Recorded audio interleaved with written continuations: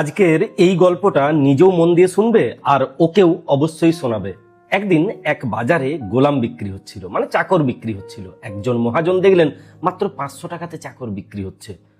উনি গিয়ে যিনি বিক্রি করছেন তাকে জিজ্ঞেস করলেন, এত কম দামে দিচ্ছেন, কি ব্যাপার? এ কি কুঁড়ে নাকি, কাজ টাজ করে না? দোকানদার বললো, না না না, তেমন কোনো ব্যাপার নেই, কাজ বাজ সব করবে, কিন্তু এর একটা প্রবলেম আছে, এ চুগলিবাজ। এর গল্প ওর কাছে লাগায়, ওর গল্প ওর কাছে লাগায়, আর মিথ্যে কথা বলে যায়। মহাজন ভাবলেন, এতে আর ব্যাপার কি, আমি আর আমার স্ত্রী আছি, প্রবলেম কোথায়, নিয়ে যাই, 500 টাকাতে পাচ্ছি, কাজের লোক 500 টাকাতে পাওয়া ভার, নিয়ে যাই। নিয়ে গেলেন। এই চাকর যেমন কাজ করার তেমন তো কাজ করেই যাচ্ছিল, প্রবলেম চলছিল না। কদিন পরে ওর চুগলিবাজির নেশা মাথায় চেপে বসলো। ও হঠাৎ করে মহাজনের স্ত্রীকে গিয়ে পরে বলল, রানীমা জানেন কি প্রভু বাইরে কি করছেন? উনি বাইরে আরো একজন রক্ষিতাকে পুষে রেখেছেন, প্রায় দিন ওই রক্ষিতার কাছে যান। এই কথা শুনে রানীমা কাঁদতে শুরু করেন, ভেঙে পড়েন।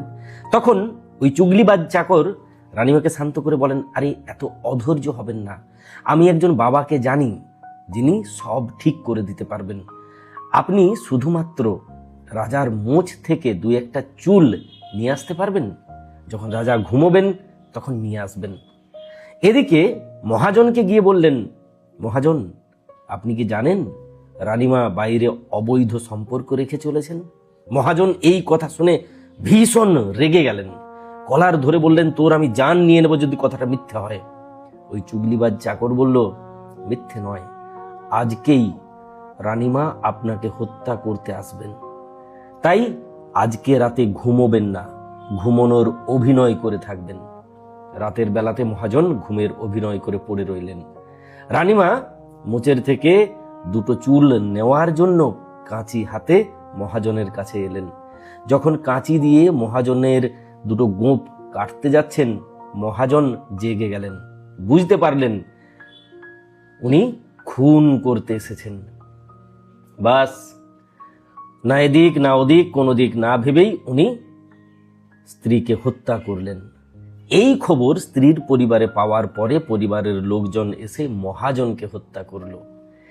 এই খবর মহাজনের পরিবার যখন জানতে পারলো, তারা ভিড়ে গেল মহাজনের স্ত্রীর পরিবারের সঙ্গে।